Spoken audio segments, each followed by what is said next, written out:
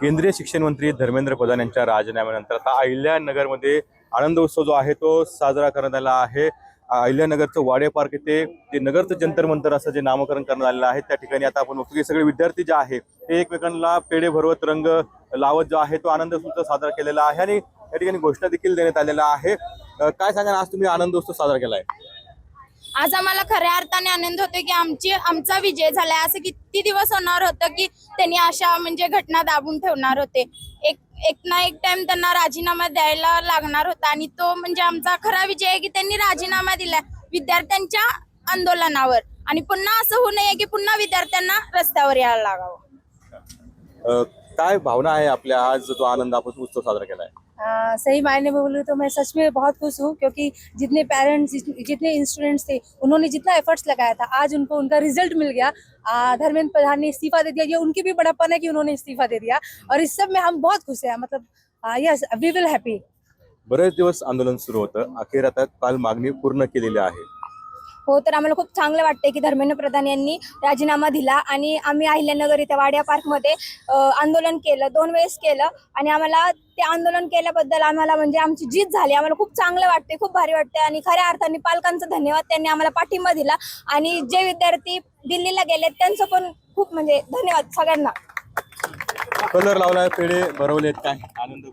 खूप छान वाटतंय सर, कारण जे आंदोलन आम्ही केलं त्यामध्ये सगळ्यांचेच कष्ट होते। दिल्लीला जी मुलं गेले त्यांच्यावर लाठीचार्ज झाला, त्यांनी ते सगळं सहन केलं। त्याचबरोबर त्या मुलांवर होतेला लाठीचार्ज पाहून त्यांच्या पालकांनाही दुःख झालं असेल, पण त्यांच्या पालकांनी ते असं मनावर ओझं ठेवून त्या मुलांना पाठवलं। मुलांनी संघर्ष केला आणि ते तिथे जिंकले, त्यांचा त्यांना विजय प्राप्त झाला। त्याबद्दल मी त्यांच्या पालकांचेही आभार मानू इच्छिते आणि आपल्या देशभरात ज्या ज्या जणांनी यासाठी संघर्ष घेतला त्या सर्वांचे मी आभार मानते आणि आपला विजय असाच परत आपण एफर्ट्स घेऊ, अशा गोष्टी समोर की एकनिष्ठ होऊन जिंकू हीच अपेक्षा करते। काही पालक आहेत, काय सांगा पालक म्हणून काय भावना आहे आपल्या? पालक म्हणून खरं म्हणजे आज जो विजय झालेला आहे हा विद्यार्थ्यांचा आणि पालकांचा विजय आहे।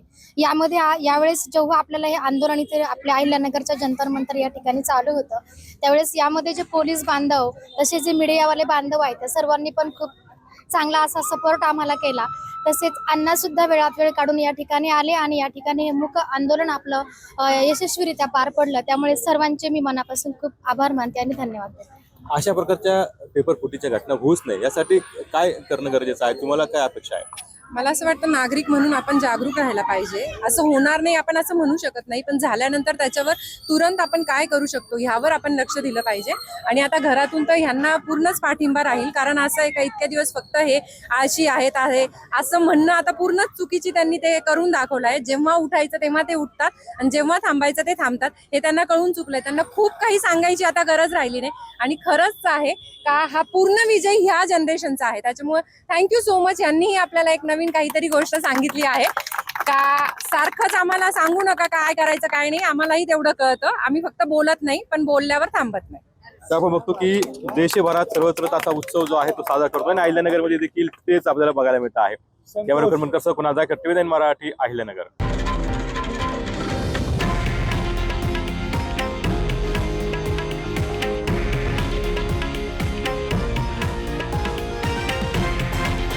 हे आहे देशातील नंबर 1 न्यूज नेटवर्क आणि आपण पाहत आहात TV9 मराठी, एकमेव।